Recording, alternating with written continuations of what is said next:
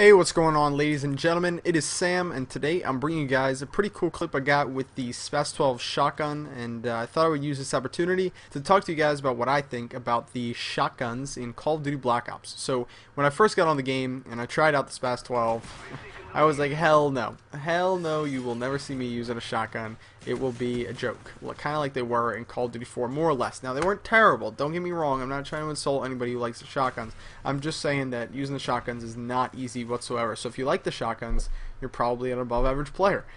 So I didn't really like the shotguns. I thought they were pretty difficult to use. But I've put, a little bit more time into the game, and I decided to give the shotguns another try after seeing gameplay of a guy using a stakeout and absolutely owning people at long range. And I was like, holy crap. So tried out the stakeout a little bit, and then I said, alright, I'll try out the Olympia a little bit. And then I said, alright, try out the SPAS 12 a little bit, or I think it's just the SPAS. It's not a SPAS 12 anymore. And I tried out the SPAS, and this is the result. The SPAS is a semi-automatic shotgun that you're gonna have to hit people a lot with in order to kill them. I would recommend using marathon, lightweight, and steady aim if you want to kill people. Steady aim will reduce the bullet spread, which is a good thing depending on what shotgun you're using. But when you're using something like the SPAS 12, which is pretty weak, you want a tight spread of ammo because maybe if you're using something like the Olympia or the Rangers, you kind of want it to be wide because it's a really powerful weapon as it is. But when you're using something like the SPAS in Call of Duty Black Ops, steady aim is a really big helper. As far as the other shotguns go, I'd say that the stakeout has the most range out of any of them. I think in fact it does, and it works pretty well. Although I'd say that's my second favorite out of the 4 shotguns in the game. After that would be the HS10s, which are pretty beast. I can't lie. If you dual wield those and put steady aim on, you can rate people up close. But I wouldn't recommend them in general because they kind of fail at medium to, I guess, long range.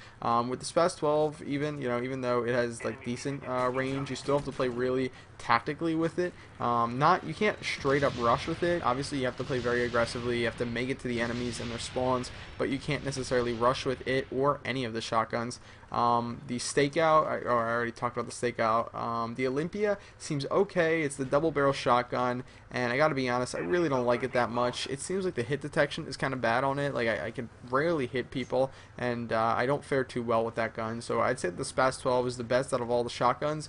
And I said, they're usable. I definitely agree that they are a usable part of the game, and they're not terrible as I first thought they were. But the question is are they a viable part of the game? Do they stack up in certain situations against things like submachine guns or assault rifles or whatever? And the answer to that is I don't think so. I'd say it's just below what, would be considered, I guess, viable to use or okay to use. I'd say that, the submachine guns will actually, fare better in those really close quarters combat situations, unless, of course, you get lucky with like an Olympia and you get an instant kill.